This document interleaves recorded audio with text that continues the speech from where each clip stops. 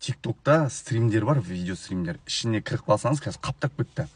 Намазхан кісілер, намаз оқымайтын кісілер бір-бірімен сөз жарыстырып жатыр. Домбыра харам деп жатыр, музыка харам деп жатыр, анау харам, мынау харам деп жатыр. Ішінде мына жақ боқтап жатыр оларды, сендер бізден. В общем, намаз оқып жүрген кісілерге, дәріптеп жүрген, уағыз айтқыш кісілерге айтарым. Сендер үйтіп дінді дәріптемей қойыңдар. Анау харам, мынау харам демей қойыңдар.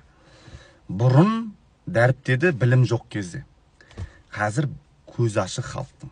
Білім бар, медресе ашулы, азан шақырулы, мешіт бар, мүфтият бар. Бұрынғы кезбен салыстырмаңдар, баяғыға не уходите. Музыканы харам деп жүрген кісілер қазақтар ғой.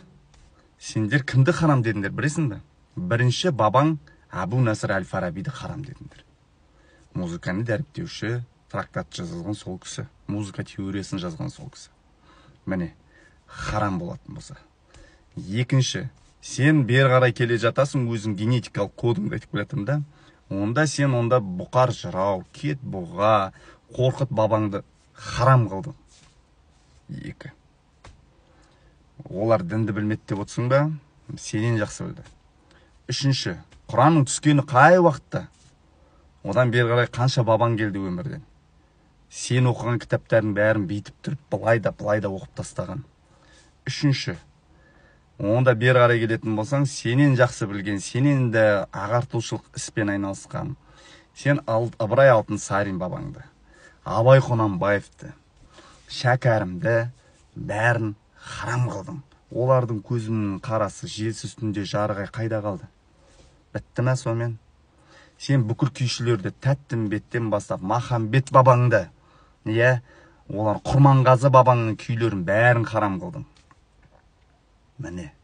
Үш. Төртінші, мына бері қарай келесің, сен онда Латиф Хамиди, Ахмет Жұбанов, Нұрғиса Тілендиев аталарыңды харам қылдың. Сен осыны оқуың керексің. Сол себептен сен өзіңді бірінші ұмытпаш. Сен ана сахаба айтты, мына сахаба айтты демек, мына жақта сен өзіңнің сахабаларың жетіп жатыр. Мүфтият егерде сондай айтса, имамдар пәтуа шығарып, мешітте постоянно айтып атса, онда бір жөн. Ол айтылмады ма? Сен ислам мен біздің дәстүрімізді бүйтіп қарама қайшылық қылма. Олай сен дінді дәріптемей ақ қой. Тыныш жүріп намазыңды оқып, өзің ғана ешкімге мешайт етпей жүріңдер.